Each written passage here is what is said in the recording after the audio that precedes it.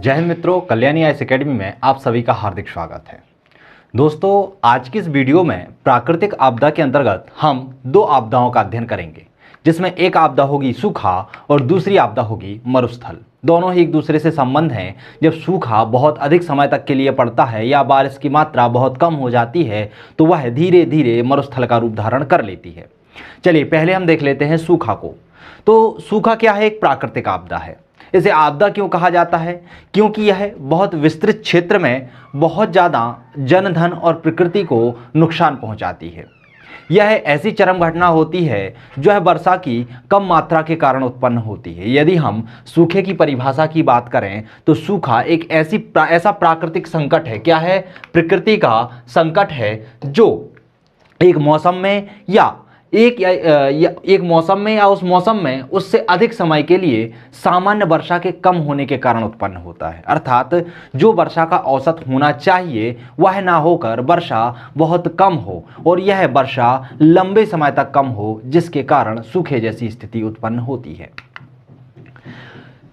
सूखा एक ऐसी प्रक्रिया है, एक ऐसा संकट है जिसमें तुरंत बचावकारी संभव नहीं होता। ऐसा नहीं है कि सूखा पड़ा है और आप उसके लिए बचावकारी कार्यक्रम चालू कर दें तुरंत, मतलब तुरंत। इसके लिए ऐसा कुछ नहीं है। ये क्या होता है? दीर्घकालिक होता है। इसके लिए आपको सूखा पड़ने से पहले उसकी रणनीति का निर्माण करना होगा कि किसी क्षेत्र में यदि सूखा पड़ता है तो उस क्षेत्र में सूखा ना पड़े, या सूखा पड़ने के कारण जो नुकसान होता है उस नुकसान की भरपाई हम किन कार्यक्रमों के माध्यम से करें, किस रणनीति के माध्यम से करें, यह आपको सूखा पड़ने से पहले ही निर्धारित करना होता है।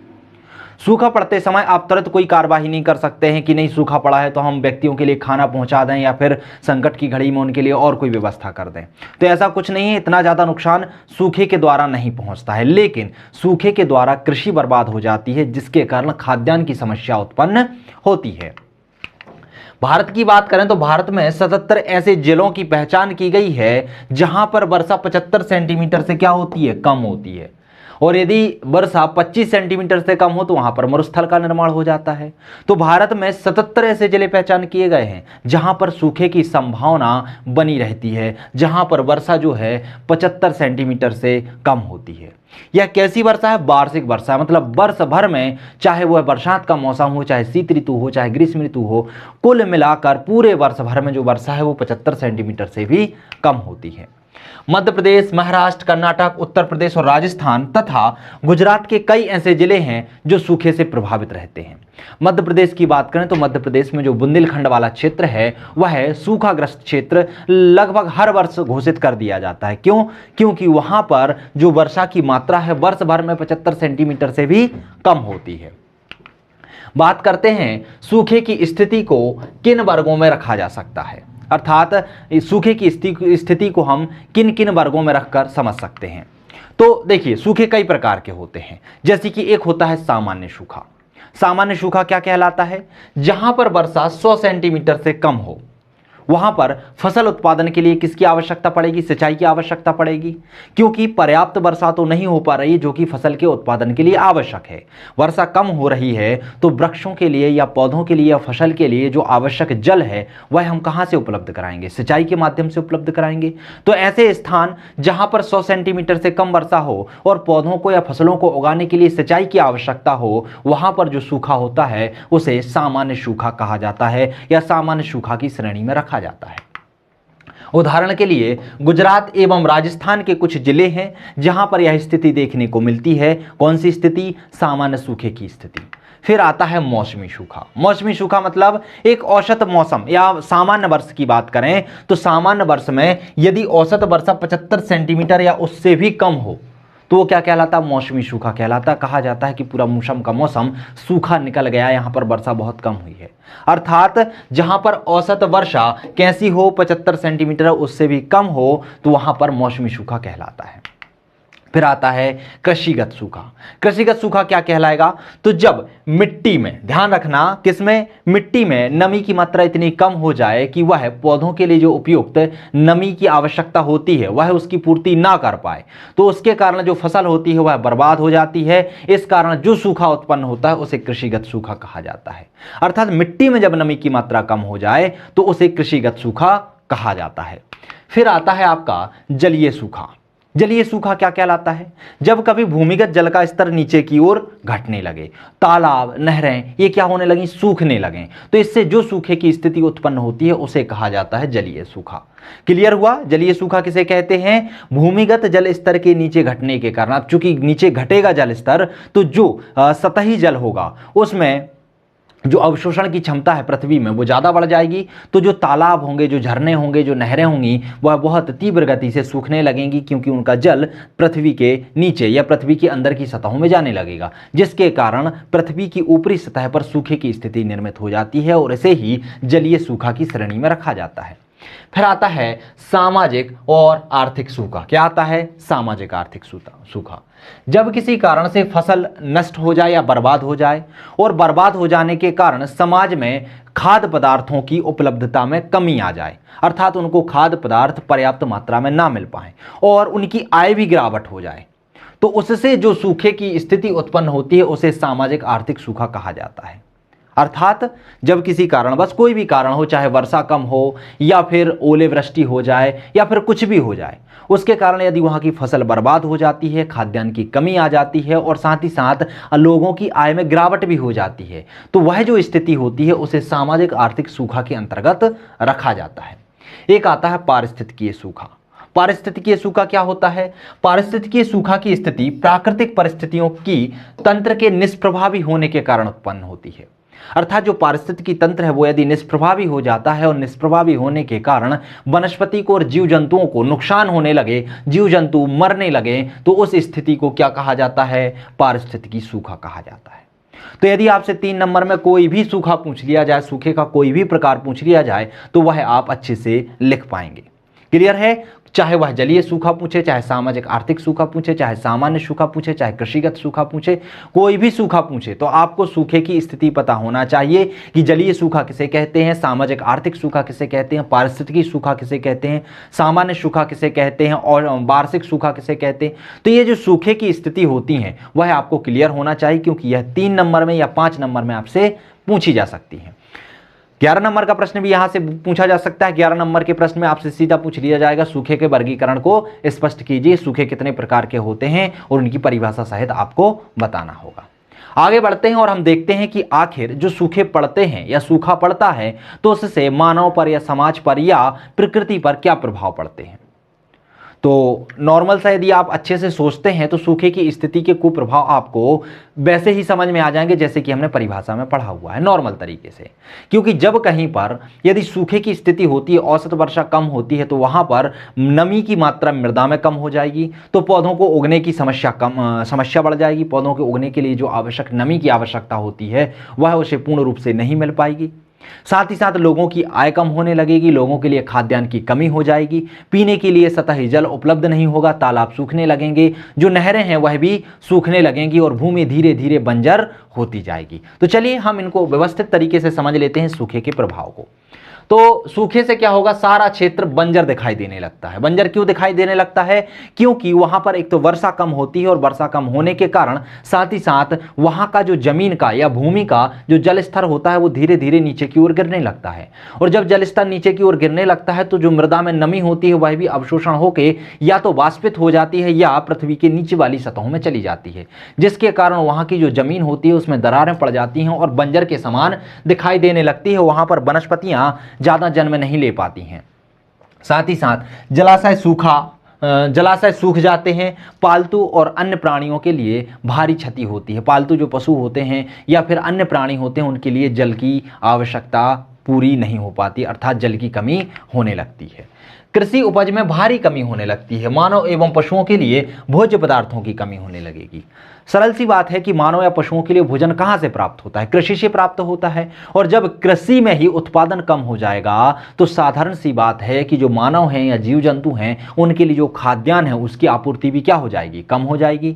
और फसल उत्पादन के लिए सबसे ज्यादा आवश्यक क्या होता है? जल होता है, क्योंकि पौधों के लिए सबसे ज्यादा आवश्यकता किसकी पड़ती है? जल की पड़ती है।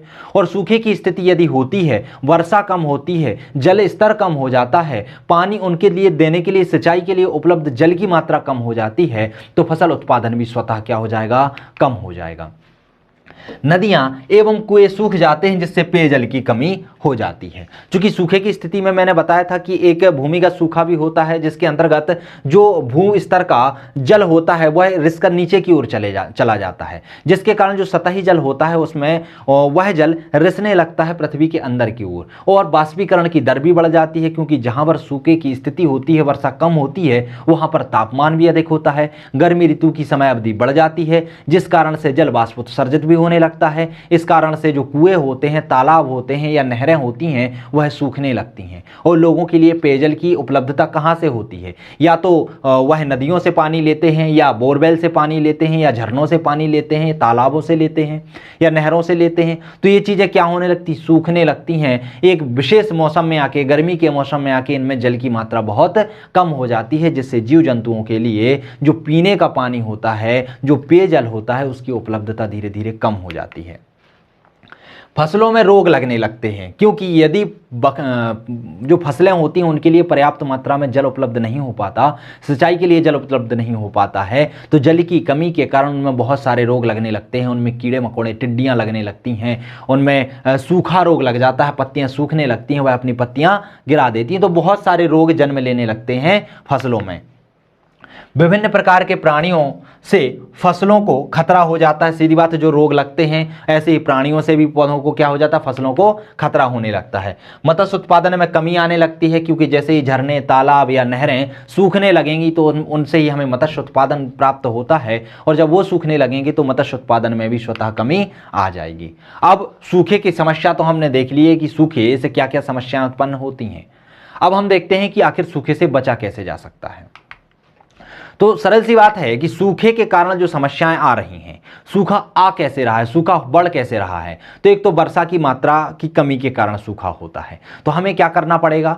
हमें, आप सोचिएगा कि जैसे वर्षा का जल होता है, तो हमारे यहाँ क्या होता है कि हम उस वर्षा के जल का एकत्रण नहीं कर पाते हैं, सही तरीके से उस जल का हम उपयोग नहीं कर पाते हैं। तो वह जल नदियों के माध्यम से, नालों के माध्यम से, सड़कों के माध्यम से बहकर कहाँ चला जाता है? सागर या समुद्र में चला जाता है। इसके कारण यदि वर्षा कम भी होती है तो जितनी भी होगी, मान लीजिए 75 सेंटीमीटर से कम बारिश हुई, तो उसका भी हम 59% तक जल का सदुपयोग कर ही नहीं पाते हैं। यदि आप उसके जल का उपयोग कर लें तो सूखे जैसी स्थिति नहीं आएगी। आप जैसे ही सूखा मौसम आता है, गर्मी का मौसम आता है, तो उस समय उस जल का एकत्रण करके उसका उपयोग आप कर सकते हैं। साथ ही साथ बहुत सारे उपयोग हैं, बहुत सारे तरीके हैं जिनके कारण हम सूखे की स्थिति से निजात पा सकते हैं। समझते हैं एक एक करके आखिर कौन कौन से वह उपाय हैं। सूखा प्रभावित क्षेत्रों की पहचान कर उसमें वर्षा के जल को इकट्ठा करने के लिए तालाब एवं जलाशयों का निर्माण करना चाहिए। अर्थात ऐसे क्षेत्र जहां पर सूखा पड़ता है, आपने देखा कि साल दर साल वहां पर सूखे की स्थिति बनी रहती है। जैसे बुंदेलखंड एरिया हो गया, बुंदेलखंड का क्षेत्र हो गया आपका मध्य प्रदेश और उत्तर प्रदेश के अंतर्गत। तो जो बुंदेलखंड का क्षेत्र है वहां पर साल दर साल आप देखते जाते हैं सूखे की स्थिति पड़ती जाती है। तो सूखे की स्थिति की निजात करने के लिए वहां पर जो वर्षा का जल होता है, भले ही वर्षा बहुत कम होती हो, लेकिन जितना भी जल होता है उसे हम एकत्रण कर सकते हैं।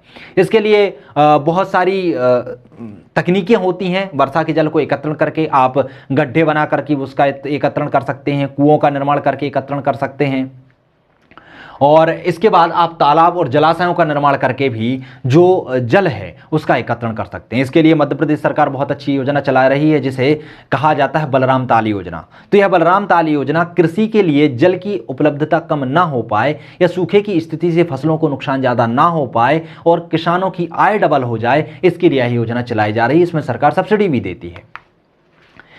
खेती में गहरी जुताई की जानी चाहिए। क्या होता है, खेती में जब आप उथली जुताई करते हैं तो उथली जुताई होने के कारण जो ऊपर का जल होता है वह जल्दी वाष्पित हो जाता है और जमीन में नमी धारण करने की क्षमता कम हो जाती है। लेकिन जब आप गहरी जुताई करते हैं तो गहरी जुताई में उसकी जो नमी होती है वह क्या होती है, बनी रहती है। उसकी जो कोशिकाएं होती हैं वह जो मृदा की भी कोशिकाएं होती हैं जिनके माध्यम से पेड़ पौधों को जल मिलता है। तो जब आप गहरी जुताई करते हैं तो गहरे में वहाँ की जो ऊपर की मृदा है वहाँ की नमी बनी रहती है और उसके नीचे की नमी भी कैसी होती है, बनी रहती है। और जब आप पेड़ पौधे लगाते हैं तो नीचे की नमी उन पेड़ पौधों को मिल जाती है। तो क्या करना चाहिए, खेती में गहरी जुताई की जानी चाहिए। साथ ही सामान्य सिंचाई की जगह ड्रिप और छिड़काव या स्प्रिंकलर सिंचाई का उपयोग करना चाहिए। किसान क्या करते हैं, फसलों के उत्पादन के लिए, फसलों की वृद्धि के लिए खुली सिंचाई का उपयोग करते हैं। जितना भी पानी की आवश्यकता फसलों को होती है उससे कहीं अधिक पानी उनको देते हैं, जिसके कारण एक समय तो उनके पास पर्याप्त मात्रा में पानी होता है, वो समय वर्षा का होता है, लेकिन जैसे ही गर्मी ऋतु आती है या शीत ऋतु आती है तो उनके पास जल भंडार की कमी हो जाती है और फसलें सूखने लगती हैं। तो उनके लिए बरसात में जो जल होता है उसका सदुपयोग करना चाहिए, और सिंचाई के लिए जो तकनीकी हैं जैसे कि ड्रिप सिंचाई हो गई है या स्प्रिंकलर सिंचाई हो गई, इनका उपयोग करना चाहिए। इससे क्या होता है कि फसलों के लिए जितने भी जल की आवश्यकता होती है सिर्फ उतना ही जल मिलता है, बाकी जल आपके जलाशय में भंडार के रूप में बचा रहता है, जो आपके गर्मी या शीत ऋतु में फसलों के लिए उपयोगी सिद्ध होता है।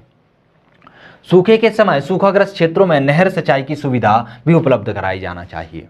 नदी जोड़ो परियोजना इसका बहुत अच्छा उदाहरण है। नदी जोड़ो परियोजना के तहत बहुत सारी नहरें बनाई जा रही हैं, जिन नदियों का पानी जो कि 12मासी नदियां होती हैं और कुछ नदियां ऐसी होती हैं जो मौसमी होती हैं। तो जिन नदियों का पानी मौसमी, जो नदियां मौसमी होती हैं उनका एक मौसम में पानी सूख जाता है तो उनमें नहरों के माध्यम से जो 12मासी नदियां होती हैं उनके माध्यम से पानी पहुँचाया जाता है। साथ ही साथ बहुत सारी नहरों का निर्माण किया जाता है और नहरों के माध्यम से ऐसे क्षेत्रों में जल पहुँचाया जाता है जहाँ पर सूखे की स्थिति निर्मित होती है। जैसे कि आप बहुत अच्छा उदाहरण इंदिरा गांधी नहर परियोजना का देख लें। राजस्थान जो था मरुस्थलीय क्षेत्र के अंतर्गत आता है, वहां पर फसल उत्पादन बहुत रेयर केस में हो पाता है, लेकिन इंदिरा गांधी नहर परियोजना जो कि हरिके बैराज बांध से आई हुई है, सबसे लंबी परियोजना है। तो वो जो इंदिरा गांधी नहर परियोजना है वह नहर परियोजना राजस्थान में उपजाऊ भूमि का निर्माण करती है, वहां पर जल उपलब्ध कराती है, जिसके कारण वहां पर सब्जी और फसलों मोटे अनाजों का उत्पादन होने लगा है। तो नहरों के माध्यम से भी हम क्या कर सकते हैं, सूखाग्रस्त क्षेत्रों में जल की उपलब्धता की पूर्ति कर सकते हैं। बृहद पैमाने पर पौधे लगाने का काम किया जाना चाहिए और वनों की कटाई का नियंत्रण किया जाना चाहिए, क्योंकि आप सभी को पता होगा कि वनों की अंधाधुंध कटाई भी वर्षा के कम होने का प्रमुख कारण है। तो हमें क्या करना चाहिए कि सूखे की स्थिति निर्मित ना हो, मृदा में नमी की मात्रा बनी रहे और वर्षा की पर्याप्त मात्रा हो, इसके लिए हमें अधिक से अधिक वृक्षों को लगाना चाहिए और जो वनों की अंधाधुंध कटाई हो रही है उस अंधाधुंध कटाई को हमें रोकना चाहिए। कम वर्षा वाले क्षेत्रों में सूखारोधी फसलों की कृषि को प्रोत्साहित करना चाहिए। ऐसी फसलों की कृषि को प्रोत्साहित करना चाहिए जिसके लिए कम पानी की आवश्यकता होती है, जैसे कि मोटे अनाज। वहाँ पर ऐसी फसलों को प्रोत्साहन नहीं करना चाहिए जिसके लिए बहुत ज़्यादा पानी की आवश्यकता होती है, जैसे कि धान की खेती। यदि आप सूखाग्रस्त क्षेत्रों में धान की खेती करते हैं तो उसके लिए बहुत ज़्यादा जल की आवश्यकता पड़ती है, जिसके कारण आप अपने जल का जो भंडार होता है उसका अधिक मात्रा सिंचाई में दे देते हैं और लोगों को पीने के लिए या उपयोग के लिए जल की कमी हो जाती है। तो ऐसे क्षेत्रों में कैसी फसलों के उत्पादन को बढ़ावा देना चाहिए, सूखारोधी फसल, जैसे कि मोटे अनाज हो गए।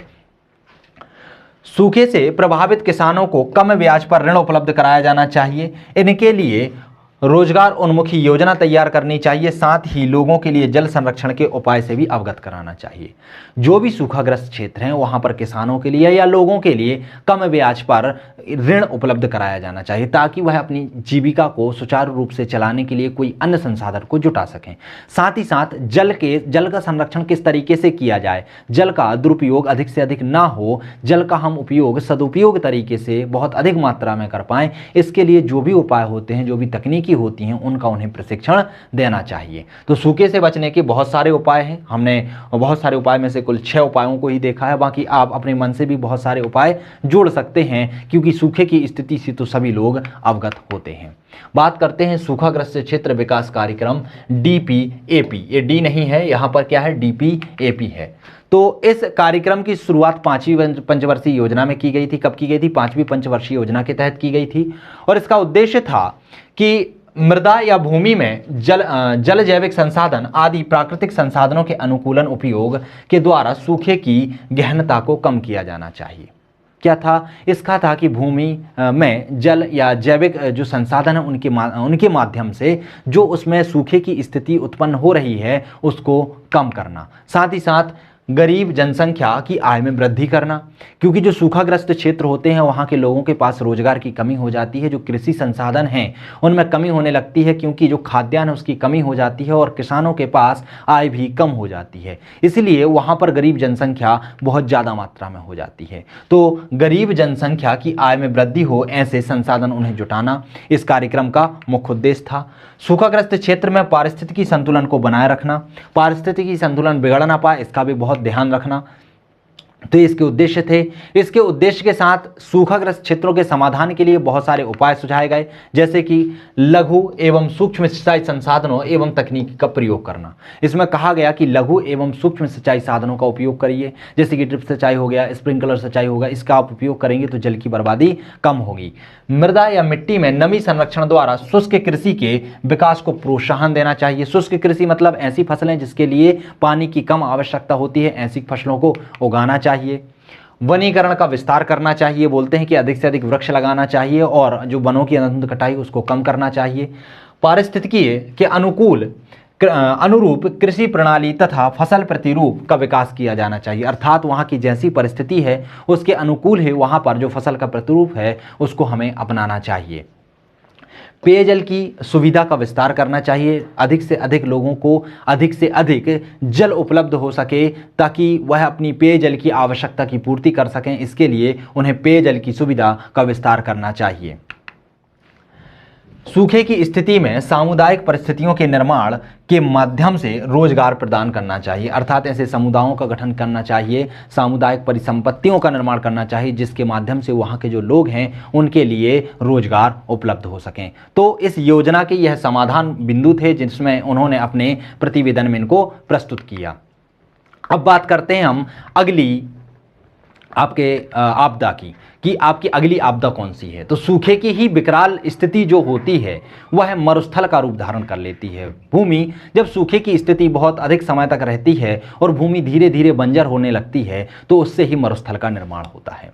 मरुस्थल की यदि हम परिभाषा को सही तरीके से समझें तो मरुस्थल क्या होता है, वह स्थान जहां पर 25 सेंटीमीटर से कम बारिश हो, वहाँ पर धीरे धीरे जो मृदा होती है या जो मिट्टी होती है उसके जो बंध होते हैं वो टूटने लगते हैं, जो बॉन्ड होते हैं वो टूटने लगते हैं, और जब बॉन्ड टूट जाते हैं तो वह एक रवे का रूप धारण कर लेती है और वह भूमि अनुपजाऊ हो जाती है और रेत में परिवर्तित हो जाती है, और ऐसी भूमि क्या होती है, मरुस्थल में परिवर्तित हो जाती है। ध्यान रखना, ये जो मरुस्थल में परिवर्तित होने की जो विधि है वह रेगिस्तान की विधि है। मरुस्थल दो प्रकार के होते हैं, एक उष्णकटिबंधीय मरुस्थल और एक शीतोष्ण कटिबंधीय मरुस्थल। मैं आपको बता देता हूं शीतोष्ण कटिबंधीय मरुस्थल क्या होते हैं और उष्ण कटिबंधीय मरुस्थल क्या होते हैं। तो देखिए, वर्षा कहीं भी हो जहां पर भी 25 सेंटीमीटर से कम हो वहां पर मरुस्थल का निर्माण होगा। मरुस्थल मतलब उसके नाम से ही आप देखिए, मरुस्थल जहां पर वनस्पति का विकास ना हो, ऐसे स्थल मरुस्थल के अंतर्गत आते हैं।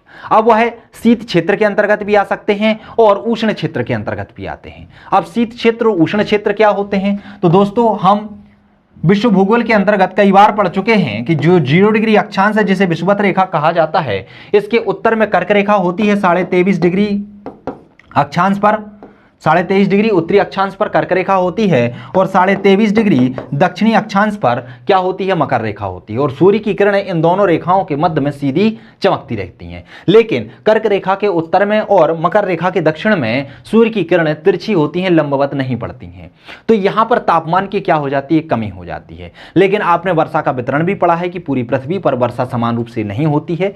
जैसे जैसे हम भूमध्य रेखा से विषुवत रेखा से उत्तर की ओर बढ़ने लगते हैं तो वहां पर वर्षा की मात्रा में कमी आने लगती है। वर्षा की मात्रा में कमी आती है, साथ ही साथ तापमान की मात्रा में भी क्या आने लगती है, कमी आने लगती है। तो जैसे जैसे हम उत्तर जाएंगे और यहां पर दक्षिण की ओर जाएंगे, दोनों जगह क्या हो रहा है, वर्षा की मात्रा में कमी आएगी और तापमान में भी कमी आती है। बस अपवाद में आप कर्क रेखा और मकर रेखा को छोड़ दें, क्योंकि कर्क रेखा और मकर रेखा पर वर्षा भी अधिक होती है, वर्षा विषुवत रेखा से कम होती है लेकिन तापमान अधिक होता है। अर्थात यहां से यहां तक जाने पर तापमान बढ़ता है, यहां से यहां तक जाने पर तापमान बढ़ता है। यहां पर तापमान सर्वाधिक होता है लेकिन इसके बाद तापमान क्रमशः घटने लगता है। चूंकि यदि आप तथ्यों के आधार पर देखें या अप्रोच के आधार पर देखें तो तापमान तो यही होना चाहिए था सबसे ज्यादा। क्यों? क्योंकि 0 डिग्री अक्षांश पर विषुवत रेखा पर जो सूर्य है वो साल भर सीधा पड़ता है, मतलब यहां पर साल भर दिन और रात क्या होते हैं, बराबर होते हैं। लेकिन कर्क रेखा और मकर रेखा की बात करें तो यहां पर दिन और रात की समय अवधि में उतार चढ़ाव आता रहता है। लेकिन विषुवत रेखा जो है, यहां पर डोल्ड्रम का क्षेत्र पाया जाने के कारण पवनें नहीं चलती हैं और यहां पर संवहनीय वर्षा होती रहती है, अर्थात प्रतिदिन वर्षा होती है। और प्रतिदिन वर्षा होने के कारण यहां पर उष्णकटिबंधीय सदाबहार वन पाए जाते हैं, परंतु तापमान क्या हो जाता है, थोड़ा सा कम हो जाता है, क्योंकि वर्षा डेली होती है। लेकिन जैसे जैसे उत्तर की ओर जाते हैं और हम विषु कर्क रेखा और मकर रेखा पर जाते हैं, तो कर्क रेखा और मकर रेखा पर क्या होता है, यहां पर तापमान बढ़ जाता है, क्योंकि यहां पर वर्ष भर वर्षा नहीं होती है। यहां पर जो वर्षा होती है या तो चक्रवात के माध्यम से होती है या फिर मानसून के माध्यम से होती है, पर्वतीय वर्षा भी होती है। तो यहां पर वर्षा कैसी होती है, अलग तरीके से होती है, वर्ष भर समान नहीं होती, ज्यादा नहीं होती, इसलिए यहां पर और यहां पर तापमान अधिक होता है विषुवत रेखा की अपेक्षा। यहां से फिर जैसे ही हम उत्तर की ओर बढ़ते हैं और चाहे मकर रेखा से दक्षिण की ओर बढ़ते हैं, तो तापमान में क्रमशः कमी आने लगती है। तो जितने भी क्षेत्र जहां पर वर्षा 25 सेंटीमीटर से कम हो, यदि इसके ऊपर आते हैं, वहां पर यदि 25 सेंटीमीटर से कम वर्षा होती है, तो वहां पर शीतोष्ण कटिबंधीय मरुस्थल का जन्म होगा। अब आप सोच रहे होंगे कि इसके ऊपर शीतोष्ण कटिबंधीय मरुस्थल का जन्म कैसे होगा। तो दोस्तों, जहां पर भी ठंडे प्रदेश होते हैं, वहां पर पानी ना गिरकर पानी बर्फ के रूप में गिरता है, और जब पानी बर्फ के रूप में गिरता है, वर्षा बर्फ के रूप में होती है, तो वहां पर वनस्पति का विकास नहीं हो पाता है। वहां की जो भूमि हो जाती है वह मरुभूमि में परिवर्तित हो जाती है, वनस्पति की मात्रा कम हो जाती है, इसीलिए उन्हें शीतोष्ण कटिबंधीय मरुस्थल कहा जाता है। उदाहरण के लिए आप तकला मकान का मरुस्थल देख लीजिए, गोबी का मरुस्थल देख लीजिए। तो ये कैसे हैं, एक शीत मरुस्थलीय है और एक शीतोष्ण कटिबंधीय मरुस्थल है। ये कैसे हैं, शीत और शीतोष्ण, क्योंकि इन मरुस्थलों में क्या होती है, बर्फ जमी रहती है। लेकिन यदि आप सहारा के मरुस्थल की बात करें, थार के मरुस्थल की बात करें, तो ये उष्ण कटिबंधीय मरुस्थल के अंतर्गत आते हैं। उष्ण कटिबंधीय मरुस्थल क्या कहलाते हैं, तो ऐसे क्षेत्र जहां पर वर्षा तो 25 सेंटीमीटर से कम हो रही है, लेकिन वहां पर तापमान भी उच्च बना हुआ है। अब जब वर्षा कम होती है और तापमान उच्च होता है, तो वहां की जो वायु होती है, वायु में नमी धारण करने की, अवशोषण करने की क्षमता बहुत ज्यादा हो जाती है। और जब नमी को अवशोषित करने की क्षमता बहुत ज्यादा हो जाती है, तो वह वहां की मृदा की भी नमी को अवशोषित करके आगे बढ़ जाती है। और जब मृदा की नमी अवशोषित कर लेती है, तो मृदा के कण जो होते हैं, जो एक बॉन्ड के रूप में बंधे रहते हैं, वह अब धीरे धीरे टूटने लगते हैं और धीरे धीरे वह रवा में परिवर्तित हो जाते हैं और वह रवे रेत में परिवर्तित हो जाते हैं। वहां पर आंधियां चलने लगती हैं और यह जो रेत का क्षेत्र है धीरे धीरे विस्तृत होने लगता है। तो जो क्षेत्र रेत में परिवर्तित हो जाते हैं उन्हें रेगिस्तान कहा जाता है या उष्णकटिबंधीय मरुस्थल कहा जाता है। तो समझ में आया कि उष्णकटिबंधीय मरुस्थल क्या होते हैं और शीतोष्ण कटिबंधीय मरुस्थल क्या होते हैं। मरुस्थल दोनों ही होते हैं, लेकिन जो उष्णकटिबंधीय मरुस्थल होते हैं वहां पर रेगिस्तानों का निर्माण होता है। उदाहरण के रूप में आप देख सकते हैं सहारा का मरुस्थल और थार का मरुस्थल। बात करते हैं मरुस्थलीकरण क्या कहलाता है। तो किसी मरुस्थल के आसपास के गैर मरुस्थलीय क्षेत्र में मरुस्थल के विकास को मरुस्थलीकरण कहते हैं।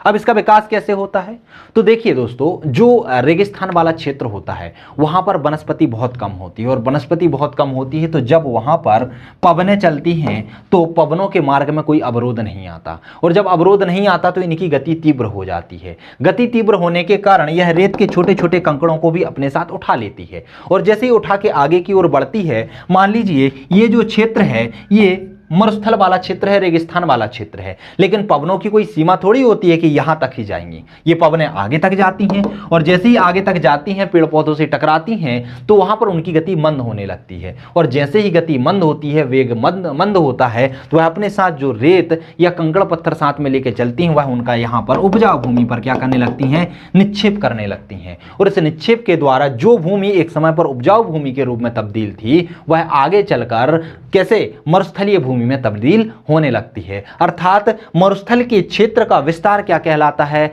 मरुस्थलीकरण कहलाता है। मरुस्थलीकरण के लक्षण क्या क्या होते हैं, कैसे हम सिद्ध करेंगे कि यहां पर मरुस्थलीकरण का निर्माण हो रहा है, तो उसको हम समझ लेते हैं। तो मरुस्थलीकरण के लक्षण होते हैं कि मृदा में लवण की मात्रा बढ़ने लगती है। लवण की मात्रा क्या होती है, आपने देखा होगा कि जब बहुत अधिक सिंचाई की जाती है किन्हीं क्षेत्रों में, तो वहां पर मृदा के ऊपर एक सफेद नमक जैसी परत जमने लगती है और वह मृदा धीरे धीरे अनुपजाऊ हो जाती है। यह स्थिति आपको बांगर वाले क्षेत्रों में देखने को मिलेगी।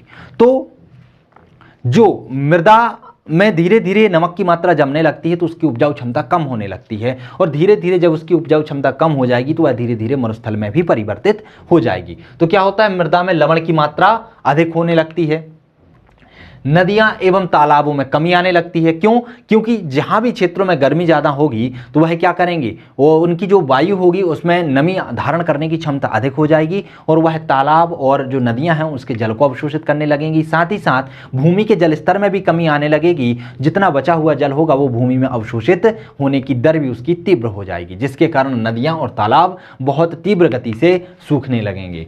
सापेक्षिक आर्द्रता बहुत कम हो जाएगी। अनुपजाऊ ढीली तथा रेतीली मृदा का पाया जाना, जिसकी जलधारण क्षमता बहुत कम होती है। अर्थात क्या होता है, ऐसे जगह जहां पर रेतीली मृदा हो, और रेतीली मृदा की क्या होती है, जल धारण करने की क्षमता बहुत कम होती है, क्योंकि वहां पर आप जैसे ही जल को डालेंगे वह जल जल्दी से नीचे चला जाएगा। वह मृदा अपने अंदर उस जल को अवशोषित नहीं कर पाती, और जब अपने अंदर नमी को अवशोषित नहीं कर पाएगी तो वह उतने ही जल्दी सूख जाएगी और पौधों के उत्पादन के लिए आवश्यक नहीं होगी या लाभकारी नहीं होगी। मरुस्थलीय दशाओं के साथ अनुकूलित नहीं होने पर स्थानीय वनस्पतियों का अधिक समय तक जीवित नहीं रह पाना। अर्थात जो मरुस्थलीय क्षेत्र होते हैं वहां पर वनस्पति क्या होती है, अधिक समय तक जीवित नहीं रह पाती है। साथ ही साथ मृदा अपरदन में अत्यधिक वृद्धि होती है। तो मरुस्थलीकरण के लक्षण क्या होते हैं, मरुस्थलीय क्षेत्रों में आपको क्या क्या दिखाई देता है? तो मरुस्थलीय क्षेत्रों में आप में मृदा में लवणता की मात्रा बढ़ती जाती है, नदियां और तालाब सूखने लगते हैं, सापेक्षिक आर्द्रता में कमी आ जाती है, जो अनुपजाऊ मृदा होती है वह रेतीली मृदा में तब्दील हो जाती है और उसमें भी जल धारण करने की क्षमता कम हो जाती है। मरुस्थलीय दशाओं के साथ अनुकूलन नहीं होने के कारण जो स्थानीय वनस्पति होती है वह भी धीरे धीरे क्या होने लगती है, कम होने लगती है, उसके जीवित होने की दशाएं कम हो जाती हैं। साथ ही साथ मृदा अपरदन की स्थिति भी आपको देखने को मिलने लगती है। तो मरुस्थलीकरण के लक्षण समझ में आए। चलिए आगे बढ़ते हैं, मरुस्थलीकरण के कारण को समझ लेते हैं कि मरुस्थलीकरण के निर्माण के कारण क्या क्या हैं। तो दिन और रात के अत्यधिक तापीय अंतर, अर्थात जब तापांतर होता है, तापांतर क्या कहलाता है, तापमान के सबसे कम मान और तापमान के सबसे अधिक मान के बीच जो अंतर पाया जाता है उसे तापांतर कहा जाता है। जब कभी दैनिक तापांतर अधिक हो जाए, अर्थात दिन जो होते हैं बहुत गर्म होने लगे, रातें बहुत ठंडी होने लगी, तो उसके कारण क्या होता है, जो भूपटल पर चट्टानें होती हैं वह टूटने लगती हैं, और टूटने के कारण यह धीरे धीरे बारीक कंकड़ों में और कंकड़ों के बाद रेत में परिवर्तित हो जाती हैं, और उस रेत के कणों को हवाएं उड़ाकर ले जाने लगती हैं एक स्थान से दूसरे स्थान पर। तो इसके कारण भी मरुस्थलों का निर्माण होता है। अधिक वाष्पशील एवं कम वर्षा के कारण लवणता की मात्रा बढ़ जाती है।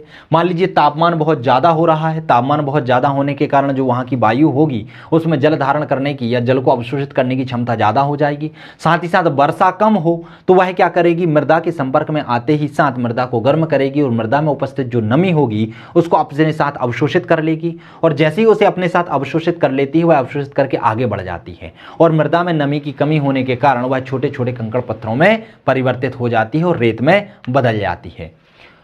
सूखे की अधिकता के कारण वनस्पति आवरण कम हो जाता है। लगातार जब सूखे की स्थिति बनी रहती है तो वहां पर जो मृदा होती है, मृदा में दरारें आने लगती हैं, मृदा में नमी की मात्रा कम हो जाती है, और नमी की मात्रा कम होने के कारण वहां पर जो वनस्पति का उत्पादन है वह भी धीरे धीरे कम हो जाता है। वहां पर सदाबहार वन जन्म ना लेकर वहां पर कटीली झाड़ीदार वन जन्म लेने लगते हैं, जिनकी जड़ें बहुत गहरी होती हैं और जो जल के जो भूमि स्तर होता है, भूमि के जल का स्तर होता है उसे और धीरे धीरे नीचे गिराने लगते हैं।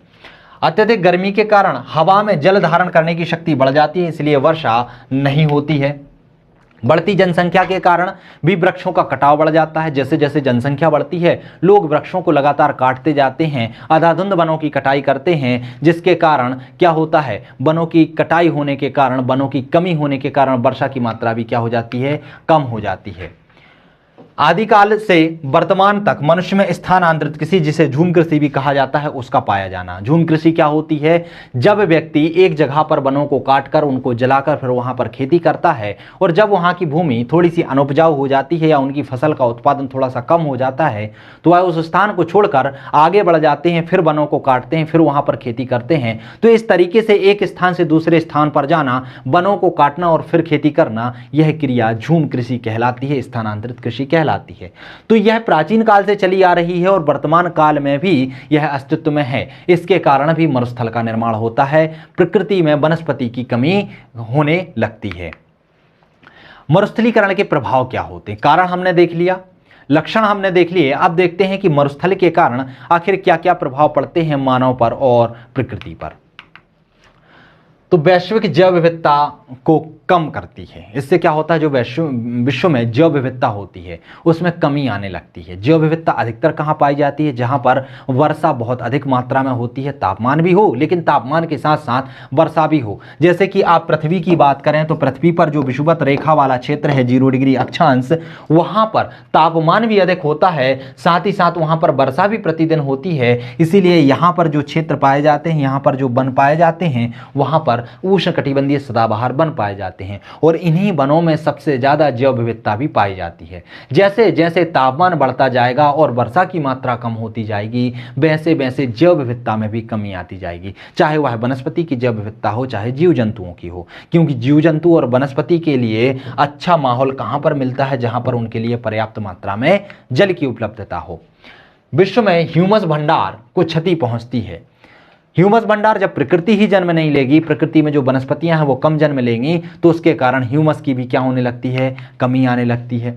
वैश्विक भूमि संपदा में भी कमी आने लगती है। साथ ही साथ यह पर्यावरणीय शरणार्थी समस्या को जन्म दे देता है। तो ये मरुस्थलीकरण के कारण समस्याएं उत्पन्न होती है। भूमि की उपजाऊ क्षमता कम होने लगती है, रेगिस्तानों का निर्माण हो जाता है, मृदा में जल धारण करने की क्षमता कम होने लगती है। जो स्थलीय क्षेत्र होते हैं या स्थलीय जलाशय के संसाधन होते हैं वो भी धीरे धीरे सूखने लगते हैं। तो यह बहुत सारे प्रभाव हैं जो कि मरुस्थलीकरण के कारण पड़ते हैं।